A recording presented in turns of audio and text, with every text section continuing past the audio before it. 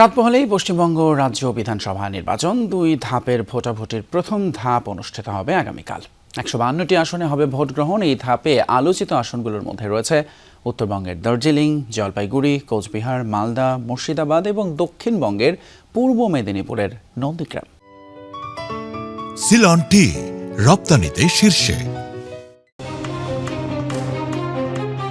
শুধু একটি রাজ্যের লড়াই নয়, ভারতীয় রাজনীতির গতিপথের অন্যতম প্রভাবক ধরা হয়ে থাকে পশ্চিমবঙ্গের বিধানসভা নির্বাচনকে, যেখানে নির্ধারিত হয় প্রায় 11 কোটি মানুষের জনপ্রতিনিধি।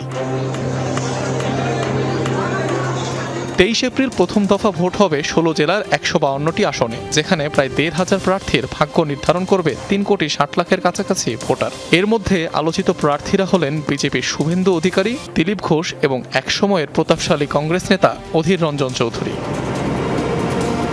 294টির বাকি 142 আসনে লড়াই 29 এপ্রিল, যেখানে কলকাতার ভবানীপুর আসন থেকে লড়ছেন রাজ্যের মুখ্যমন্ত্রী মমতা বন্দ্যোপাধ্যায়। এছাড়াও ভোটের মাঠে থাকবেন 1400-র বেশি প্রার্থী ও 3 কোটির বেশি ভোটার। নির্বাচনে ক্ষমতাসীন তৃণমূলের সবচেয়ে বড় বাধা হিসেবে দেখা হচ্ছে আরজিকর হাসপাতালের ধর্ষণকাণ্ড, যে ইস্যু ঘিরে বেশ কয়েকবারই পদত্যাগের ডাক উঠেছিল মুখ্যমন্ত্রী মমতা ব্যানার্জির বিরুদ্ধে। এবার সেই ইস্যুকেই পুঁজি করেছে বিরোধী জোট ও বিজেপি।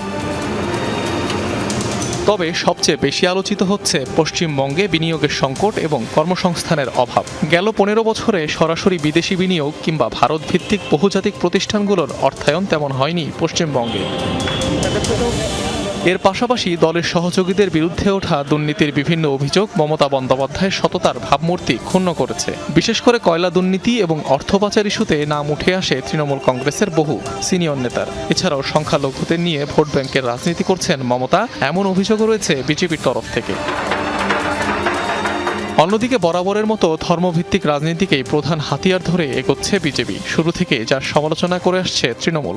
অবশ্য বাঙালিয়ানা প্রমাণে একের পর এক কেন্দ্রীয় নেতাদের ডেকে এনে ভোটের মাঠে প্রভাব বিস্তারের চেষ্টায় গেরুয়া শিবির।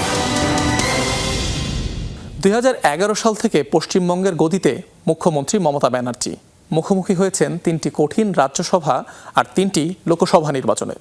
প্রতিবারই আরও শক্তিধর হয়ে ফিরে এসেছেন দিদিখ্যাত এই রাজনীতিবিদ। 4 মে নির্ধারিত হবে কার মুখে ফুটবে শেষ হাসি।